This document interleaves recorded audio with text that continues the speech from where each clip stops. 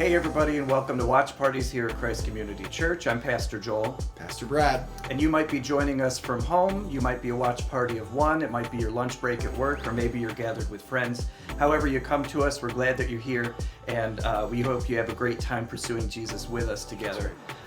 Today, we're going to be recapping a little bit of a great message that Pastor Brad had on Sunday, and it's going to set us up for some good discussion and hopefully a good invitation for some spiritual encounter at the end. So, Pastor Brad, why don't you recap what the message was on Sunday? Thank you, Pastor Joel. It means a lot. This last week we started a brand new series that I think we've all kind of been looking forward to behind the scenes, in our staff and in our meetings. These sermon series don't just pop up like the week before, right? It's something we think about, pray about, really are intentional about. And so I knew I wanted to do a series at some point based on something God's been really just working in my own life. And this is just this kind of continued idea. It kind of comes up on a regular basis around us, is the internal dialogue. We called the series Better Questions. And so we're in week 1 of Better Questions. And it's this idea that we ask questions about the things we go through and experience in life. And we're either talking to ourselves or to God or to someone else in our lives. And we're asking a question based on the answers that we want to find. Yeah. But we're not always asking the right question. We're not always asking a good or healthy question. So this last week, we just kind of kicked it off, and we're going to kind of continue that kickoff. And if you weren't able to be with us, don't worry. You can still enjoy tonight and get into some good discussion, because we're going to just kind of set the stage again. One of the things that I felt like really set a good stage for us was a quote that I shared from Pastor Stephen Furtick at Elevation Church. He said, making progress in your relationship with God, which is hugely important to us, that we can have a relationship with God. Making progress in that relationship looks like having less answers and better questions. Now, in case you're wondering, is that the line that I got the title for the sermon or the series from? No, it's not. It just happened to coincide and be a really good quote from Pastor Stephen. But it really is neat to think about. We're striving to have answers. We're striving to grasp hold of answers to our questions, our why questions, our what if questions, all the kinds of questions we have. But in our relationship with God, maybe it would be better and healthier for us to just discover better questions to ask. I think bad questions and bad self-talk and bad dialogue in our minds and in our prayer life with the Lord, it can really end up dominating our thoughts, really keep us distracted from what's really true, what's good, what's real. Yeah. Bad thoughts can cause us to miss what God is really doing, because we're so focused. I've just got to get the answer to this. And meanwhile, God's over here going, hey, hello, I'm doing something cool. But better questions, or another way to put it is the right questions, can unlock answers that we need, create connection and trust between us and the Lord, us and ourselves and our own dialogue, other people. It can help us discover God's thoughts towards us, which really are important. And again, we've talked about this in other different ways, kind of different angles and points of view. But just the idea that I really need to know what God thinks more than anything else, more than what I think, more than what someone else thinks, more than the evidence of my life leading up to this. I loved something else I shared with you that I heard in another message about Donald Miller, who's an author and speaker. Some of you are familiar with his stuff.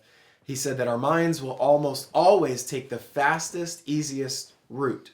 Okay, so you're kind of faced with a problem or an issue or an obstacle, and your mind will kind of want to get to the solution as fast as possible.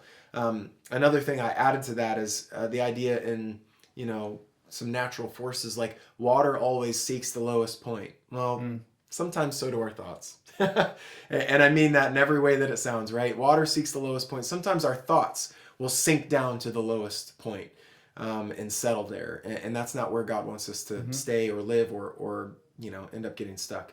Electricity seeks the path of least resistance, right? Well, sometimes so does our thought life. So, and sometimes that's not always the right thing or the healthy thing. Our minds really do both of these things. And I kind of want to pose this question to us in our time together, just like I posed it on Sunday. Could it be possible that some of the negative patterns in our lives, in my life, in your life, that these patterns are due to the negative thinking that I've really just allowed to exist because my mind seeks the lowest point or the path of least resistance? I've really just allowed these pathways to be created. I think of in your backyard or on the college campus here, if you continually walk across a grassy area the same way every single day or multiple times a day, eventually you will wear a path there that is easier to walk on than another, section of wet grass or something, right? Yeah. And it's the same thing in our minds. We talked a little bit on Sunday about the neural pathways. We're not going to talk a lot about that here, but it's that idea of the more I return to a thought the same way, the more it's becoming the path of least resistance. And I keep going there again and again and again, and I can get really stuck there. I think when you pose a question like, could it be the negative patterns in my life are really my responsibility? What we're really addressing is the idea that some of us just want to blame it on somebody else. Yeah. The devil made me do it, or, Yeah. something like that. And I know this doesn't cover all the negative things we encounter in life, but I think there is a real challenge or encouragement, really, that the Spirit of God would want to bring into our lives to say, you have authority over this thing that we call our mind and our thoughts. And we really have, creative authority and power to really challenge the way we think and say, God, is this a renewed mind? Is this your thoughts? Is this the kind of thought life that can bring me to the place that you really want to bring me to? Or is this just my own lazy thinking that seeks the lowest point or seeks the path of least resistance? Some of those thoughts that might keep you stuck in a negative pattern, they might feel really familiar at this point. They might even feel like, it's the clearest thing to think of because it's too hard to think of something I haven't experienced yet or something that I don't know yet. And it's comfortable and it's familiar. Familiar, Yeah. yes. Yeah. To just keep returning to that same thought over and over again. But what if it's not what God thinks? Now we're in a place where we really need to challenge those thoughts and those questions. I love this quote. I always share this. I mean, I probably share this once a month at least because it just has stayed with me for so long. By Bill Johnson. He said, I can't afford to have thoughts in my head about me that God doesn't have in his. Yeah. In other words, I can't afford to think something in my head that God would hear me say that and go, that's crazy. To give you an example about that kind of in my own life and just with my own family and people that I love, sometimes my kids will make fun of each other and I'll get kind of like ready to fight off, I'm like, wait a minute, don't say that about my son. It might be one of my other sons saying it. And I'm like, no, you can't say that. That's not true about Liam or Mason or Ben, whoever it is, That's good. And I feel like, there's a little bit of that in the Spirit of God today saying, we think these things about ourselves sometimes. And God's like, nuh-uh, don't say that about my son, even if we're saying it about ourselves. Don't say that about my daughter. I love what Ephesians 4 says. And again, we talked about this on Sunday. Ephesians 4 verse 22 says, to put off concerning the former conduct, the old man which grows corrupt according to the deceitful lusts. And so, Paul's giving us this picture of the way we used to be before Christ. That old man, that old woman, that old person that I was used to thinking in a certain way, used to conducting themselves in a certain way. But Paul's saying, you know what? We can put that off. We can take that off like an old shirt. And in verse 23, and be renewed. And we talked about on Sunday how this word renewed is really cool. In the Greek, it's ananeo. It means going up to a higher stage by God's power. And just think about that. Apply that to your mind and your thinking. What if our thinking could go up a level by God's power, being promoted, being really brought to a new place, a new level of thinking by God's power? That's what that word renewed means. I'd be happy if he could just restore my thinking to what it used to be sometimes, but he wants so much more. He wants to actually renew it to something that's even higher and greater than what I'm used to. Yeah. I love that. Yeah, it'd be fantastic. And this is what we're believing for and talking about. It says, be renewed in the spirit of your mind, which is your spiritual intelligence. You're a spiritual being. That's how you were made in God's image. You're not like a tree. You're not like a rock. Although, sometimes we probably feel as dense as those things, right, in our thinking. But you are a spiritual being. In your spiritual intelligence, be renewed there by the power of God. Be brought up to a higher level by God's power. Amen. And that you can put on the new man, which was created according to God in true righteousness and holiness. So, I want to be really clear. There's a temptation maybe in this series to get stuck on what I need to do. I am saying we have authority. It really can change things if we change what we agree with, what we allow our mind to think, and the questions that we ask. But I want to be really clear. that what we're going for is transformation, not modification. And that's why I love this last quote I'll give you from Chris Valentin. He said, God is not trying to change your behavior. And again, we've said something like this, similar to this in this last year or so. He's not trying to change your behavior. He's trying to transform your mind, which will ultimately result in changed behavior. And so if you got an area in your life where you're like, I need this to change yesterday. Yeah. Maybe it's not the behavior that needs to change, but your thinking, your beliefs, your mind, where you need to just give God permission to renew that place. Yeah, I really, really love this topic. I'm really excited about it. And I just want to encourage you, if you're not already part of a watch party, this is one of those reasons why watch parties are so useful. Because we're talking about times when I feel stuck. There's times when you felt stuck. And we feel stuck because we are stuck in a familiar pattern of thinking. And then when it's familiar, we can't necessarily see the flaw in it. Yeah. And it's really helpful. We're going to break to discussion now, and we've got a few different discussion questions. So go ahead and pause it if you need more time. But I really do encourage you, go to our website, join a watch party.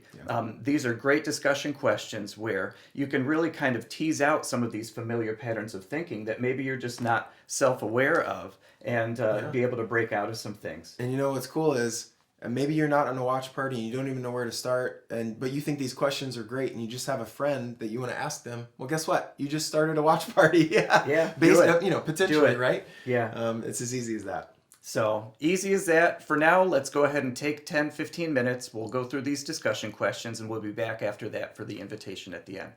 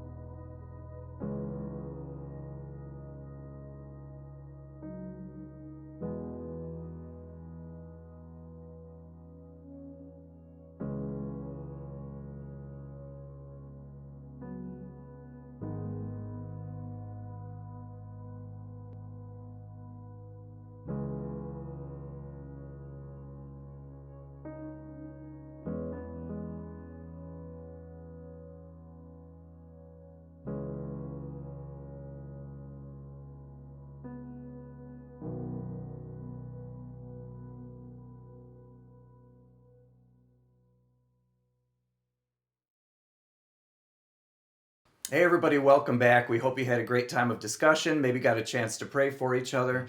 And we were talking about the bad questions that we ask. And on a funny note, sometimes I get asked a bad question, and we all do, but sometimes I'm the offender. Yeah. And my personal example is that I'm famous for telling someone, hey, your hair looks really good. Did you get it cut? What did you do different? And their answer is like, I just didn't do anything with it. Or like, I just didn't wash it today. Oh no. And I don't really know how to Oh, recover. no. So that's my bad question, and I own that. That's Then on you're me. like, you're trying to give them a compliment, but then Yeah. they feel exposed. Yeah, totally. How I about don't you? know. I just hate that question when you're like checking out at a retail store and they're always asking you to sign up for the credit card. Yeah. And I'm just like, no, I don't want the credit card. Like, I just want to pay for this. If Yeah. I was interested in the credit card, I would ask. Stop Yeah. asking me about the credit card. Yeah. That's my beef. Yeah. I wonder if it works. I mean, they're so visible. People I'm could sure just lots ask. of people do it, and it usually is like you can get 20% more off today. Yeah. Well, that's a good tangent. Right. So back to the invitation. We're talking about bad questions today. Some of us have bad questions that we ask ourselves. There's bad questions that we just existentially just kind of throw out into the universe. There's questions we ask God.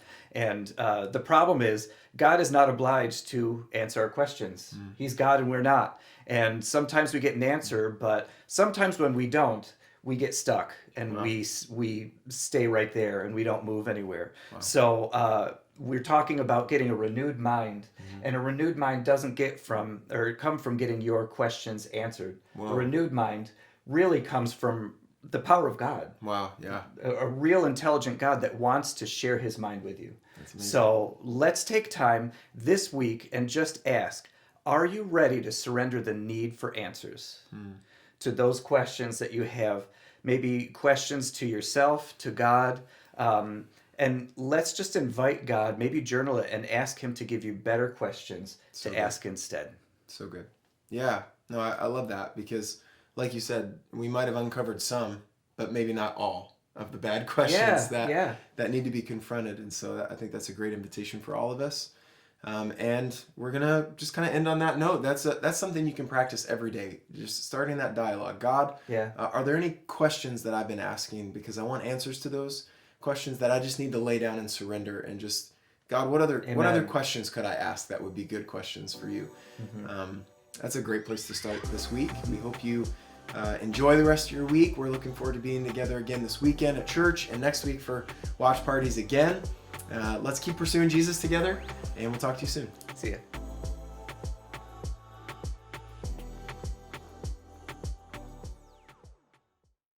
And this week, I blew your minds. What did Elijah say? The slaps. This week, my message really slapped. Biscuits so good they make you want to slap your Face. mama. Or Face. slap your grandma. 3, 5, 7, 9, 11. Where are we going? You're about to hear a short message from Pastor Brad that will set you up for some great discussion, Bradley. I felt like you were looking at me. I suffer from boys. I didn't look at you that whole time until Oh. right when you said my name. Yeah, but I thought it was like a look. Just don't look at me in that tone of voice. Hello, everyone. Hey, everyone. Welcome to Watch Parties here at Christ Community Shoot. Church. I was hoping you were going to be serious. Makes me angry. Stop making everything noisy. Okay, wait till the blood comes out of my face back into my body. That's what happens when I turn upside down. Hey, everybody, and welcome to Watch Parties here at Christ Community Church. My name's Pastor Joel. And